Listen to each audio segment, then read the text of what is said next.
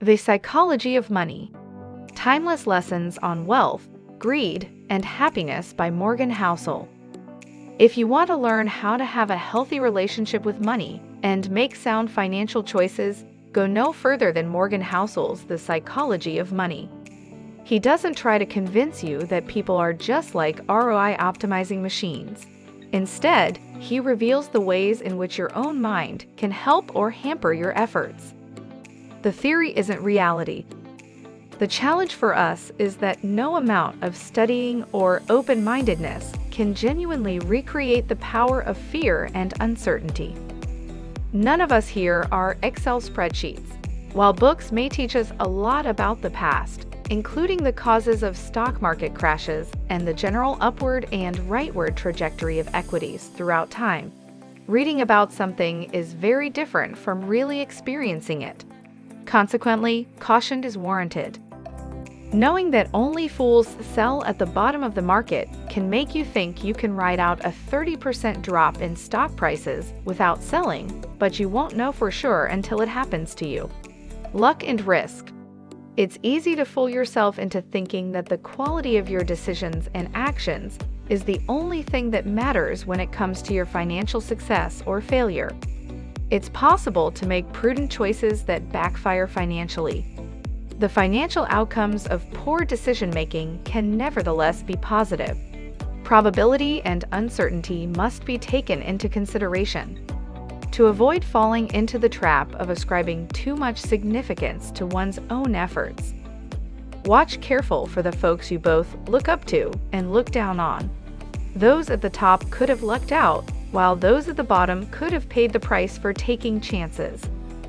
Try to think less in terms of specific people and more in terms of overarching trends. Although it's tough to imitate the results of high achievers, you might be able to take part in larger trends. But more important is that as much as we recognize the role of luck in success, the role of risk means we should forgive ourselves and leave room for understanding when judging failures. Treat yourself gently when you fail or find yourself on the wrong side of risk. Things might go wrong in life, and it's possible that it's not your fault. Lessons from Buffett. There is no reason to risk what you have and need for what you don't have and don't need. Having a goalpost that is constantly being moved around is simple. As soon as one objective is met, another one is set. This loop continues indefinitely. It's common to be motivated by comparisons to others, especially to those higher up the social or professional ladder. Someone will always have more cash on hand than you do. It's common to be motivated by comparisons to others, especially to those higher up the social or professional ladder. Someone will always have more cash on hand than you do. It's fine with me if that happens. It's good to try to improve your financial situation, but you shouldn't put your current assets at risk on speculative purchases. As I write this, Warren Buffett's net worth is $84.5 billion. Of that, $84.2 billion was accumulated after his 50th birthday. $81.5 billion came after he qualified for Social Security in his mid-60s. The strength of compounding can be underestimated. Getting money versus keeping money. There is a big difference between being able to make money and being able to keep money. Risk-taking, hard work, and a positive outlook are all required to earn money, but a distinct set of skills is needed to keep that money safe. To succeed, one must take precautions against loss, resist the urge to hoard, and bear in mind that one's fortune may change at any moment. Getting money requires taking risks, being optimistic, and putting yourself out there. But keeping money requires the opposite of taking risk. It requires humility and fear that what you've made can be taken away from you just as fast. It requires frugality and an acceptance that at least some of what you've made is attributable to luck, so past success can't be relied upon to repeat indefinitely. Cash is not the enemy. A plan is only useful if it can survive reality, and a future filled with unknowns is everyone's reality. When you're young, have a surplus of income over expenses, and want to maximize your long-term investment returns, putting most of your money into a diversified portfolio of low-cost index funds is your best bet. Because cash loses purchasing power due to inflation, and because investments like stocks have historically compounded at a rate of 6 to 7% per year, keeping more than a small fraction of one's wealth in cash is a waste. Though it's tempting to put your money where it's most likely to bring in a profit, maximization theories don't always take your emotions into consideration. Picture yourself with 97% of your portfolio in equities and 3% in cash. The market crashes by 30 to 40%. It's possible that having such a little amount of cash on hand will increase your likelihood of making impulsive stock trades during a crash, depending on how the crash will affect your psyche. You can lose a lot more money if you sell everything in a panic than if you kept some of your portfolio in cash and wrote it out. People aren't like Excel spreadsheets. In other words, even if the models suggest that you maximize returns by holding only 1 to 5% in cash, you may actually retain 10 to 20% in cash to shield yourself from your psychology when things go poorly. And if that extra cash can keep you from making even one major financial misstep, it could be the smartest move for your portfolio overall.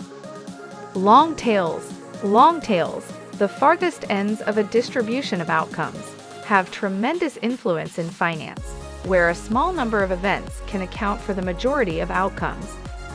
Your daily investment decisions are meaningless 99 times out of 100. The outcomes of major events, such as a severe downturn, a bubbly market, a bubble bursting, etc., are determined by decisions made on a handful of days.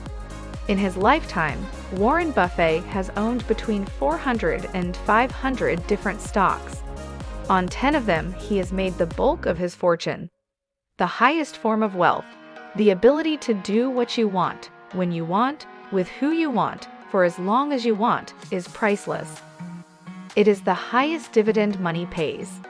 Gaining an extra 2 or 3% on your earnings by pulling all-nighters or making risky bets that keep you up at night isn't worth it compared to the value of having greater freedom and control over your time. Ferraris don't generate respect. People spend a fortune on flashy possessions like houses and sports vehicles to gain social status. They don't understand that when people look at a flashy house or car, they don't admire the owner, but rather the house or car itself, and they can fantasize about having something like that. Therefore, it is a waste of money to try to buy respect and admiration from other people by buying flashy objects. Being rich versus wealthy. A high level of disposable income is a key indicator of wealth. Wealth, on the other hand, cannot be seen by the naked eye. It's the cash on hand that you're not currently using. The choice is the ability to delay a decision till later. While having money can get you anywhere in the short term, having money and assets can provide you with more of what you desire in the long run: freedom, time, and material comforts. What's the optimal portfolio? A good optimal investment portfolio will let you sleep peacefully. With this strategy, you may increase your quality of life and independence while still earning a respectable return. It will remain sturdy through economic downturns and other temporary setbacks. Most academic depictions of the optimal portfolio fail to account for the myriad of non-financial considerations that may lead you to stray from your plan. The difficulty of long-term financial planning. We humans have a natural tendency to minimize the degree to which our identities and aspirations evolve throughout time. This complicates budgeting for the future. When we're young, we might assume that we won't ever have kids or a huge house, so we don't factor them into our plans. However, as time goes on, we often find ourselves with a house and children. So think about the unknowable when planning your financial strategy. The price of investing. Like everything else worthwhile, successful investing demands a price. But its currency is not dollars and cents. its volatility, fear, doubt, uncertainty, and regret, all of which are easy to overlook until you're dealing with them in real time. There is a cost associated with choosing to invest and attempt to compound your money, and that cost is often buried. The market's peaks and valleys are what really put you through your paces. It's the worry and doubt that crop up occasionally as you adapt to shifting market conditions and personal circumstances. If you want to invest, especially if you want to be really proactive with your approach, you must be prepared to pay that cost. Only by acknowledging the reality of this market fee and being prepared to pay it can it be overcome.